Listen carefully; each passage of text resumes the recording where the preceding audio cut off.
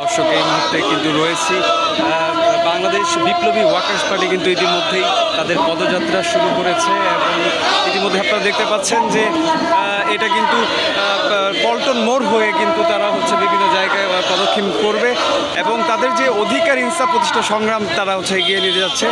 এবং আজকে ইতিমধ্যেই আমরা এখন রয়েছি পল্টন মোড় থেকে তারা কিন্তু পদযাত্রা শুরু করেছে এবং বিভিন্ন স্লোগানের মাধ্যমে কিন্তু তারা তাদের কাজ সম্পন্ন করার চেষ্টা করছে।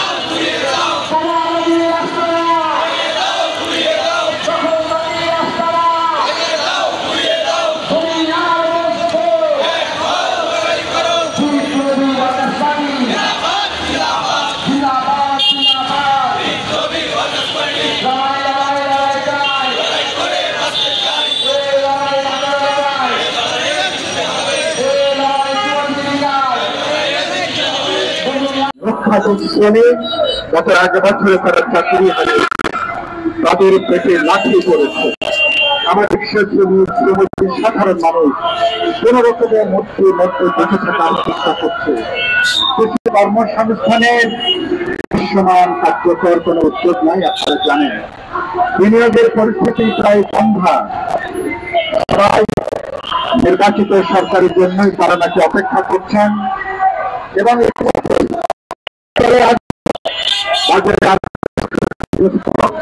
সাধারণ মানুষ, শ্রমজীবী, মেহনতি, নিম্নবিত্ত মানুষের প্রকৃত আয় হ্রাস পেয়েছে।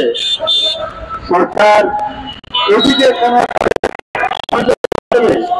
এ পর্যন্ত দৃশ্যমান কোন উদ্যোগ আমরা লক্ষ্য করিনি। এর মধ্যে যুক্ত হয়েছে ঢাকা শহর, বাস্তবে এখন একটা বাসযোগ্যহীন শহরে পরিণত হয়েছে। এই শহরের অভ্যুত্থানের পরে পুরোপুরি এতিম শহরে পরিণত হয়েছে।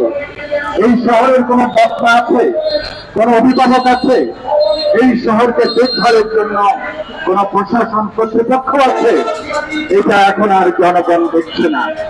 এই শহরের নাগরিক সেবাগুলো পুরোপুরি বিপর্যস্ত হয়েছে।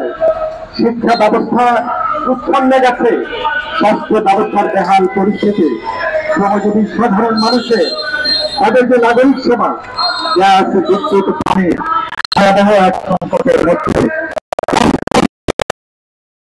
এখন ঘর থেকে বেরোতে তারা শঙ্কা বোধ করেন। গুরুতর নিরাপত্তাহীনতা আমাদের একটি শহরে অভ্যুত্থানের পরে এরকমটা হবার কথা না। সরকার শুধু এক মহানগরে দেখলে বোঝা যায় দেশ চালাতে কিভাবে তারা পুরোপুরি উপর্যুপরি ব্যর্থতার তারা পরিচয় দিয়ে আসছেন। তাদের দু চারটা ভালো ভালো কথার বাইরে বাস্তবে আমরা তাদের বিশ্বাসযোগ্য কার্যকর কোন উদ্যোগ এর মধ্যে আমরা লক্ষ্য করিনি।